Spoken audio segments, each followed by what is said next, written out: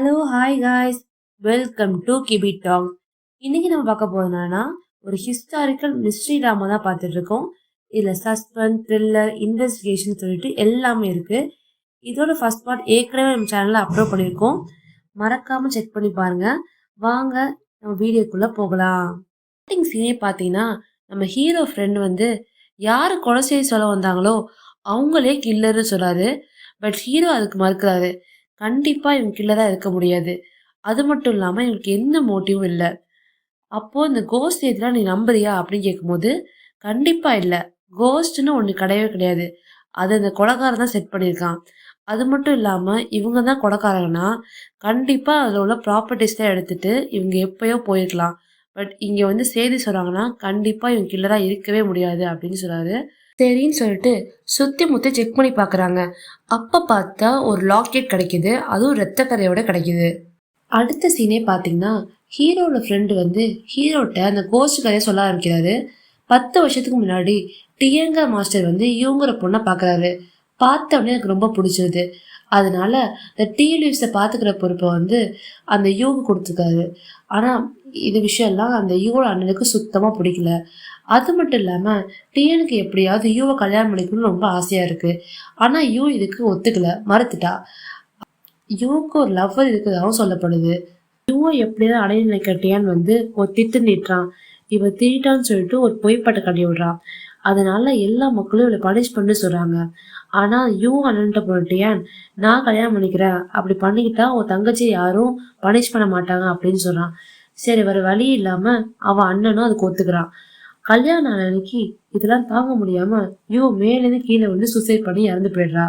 So அவளோட ஆவிதான் இங்க சுத்திட்டு இருக்கிறதா மக்கள்லாம் பேசிக்கிறாங்க. இதெல்லாம் கேட்ட ஹீரோ, ஸோ நம்மளுக்கு 2 சஸ்பெக்டா இருக்காங்க. ஒன்று அந்த யூவோட லவ்வரு, அவ யாருன்னு நம்மளுக்கு தெரியாது. அடுத்தது பார்த்தீங்கன்னா யூவோட அண்ணன். ஸோ இவங்க 2 பேருக்கு தான் இந்த கொலையில சம்மந்தம் இருக்கு அப்படின்னு சொல்லிட்டு இவங்க கெஸ் பண்றாங்க. அடுத்த சீனே பார்த்தீங்கன்னா யூவோட அண்ணனை கண்டுபிடிக்கிறதுக்கு ஒருத்தனை தேடி வராங்க. அவனுக்கு பார்த்தீங்கன்னா ஊர்ல நடக்கிற எல்லா விஷயமும் தெரியும். ஸோ யூவோட அண்ணனை கண்டுபிடிக்கிறதுக்காக இவன்கிட்ட ஹெல்ப் கேட்குறாங்க. இவனும் ஒத்துக்கிறான். அந்த இடத்துக்கு கூட்டிட்டு போறான்.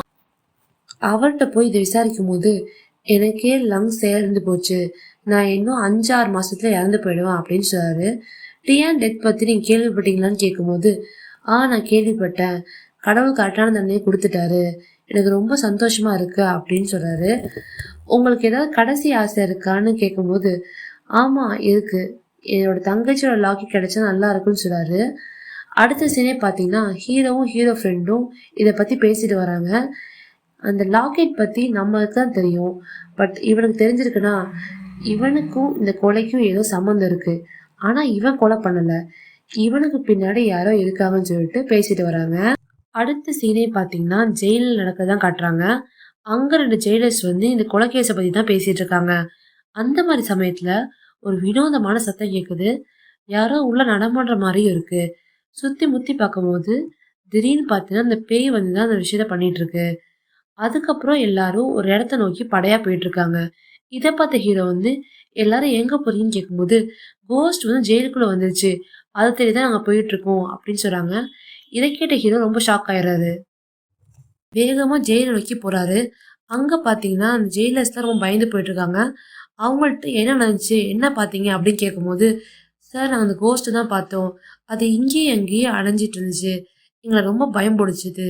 அதுக்கப்புறம் லாஸ்டா பாத்தீங்கன்னா ஒரு செல்லுக்குள்ள போச்சு. அந்த செல்லையும் அவங்க காட்டுறாங்க. உள்ளர போய் பாத்தீங்கன்னா செவத்துல ரத்த கரையா கோஸ்ட் ரிவேஜ்னு எழுதிருக்கு. ஸோ இந்த கோஸ்ட் தான் இந்த வேலை பண்ணுதுன்னு எல்லாரும் புரிஞ்சுக்கிறாங்க. அதுக்கப்புறம் நடக்கணும் அடுத்த பாட்டில் பார்க்கலாம். இந்த வீடியோ பிடிச்சிருந்தா மறக்காம லைக் பண்ணுங்க. அது மட்டும் இல்லாமல் சேனல் சப்ஸ்கிரைப் பண்ணிடுங்க. தேங்க்யூ.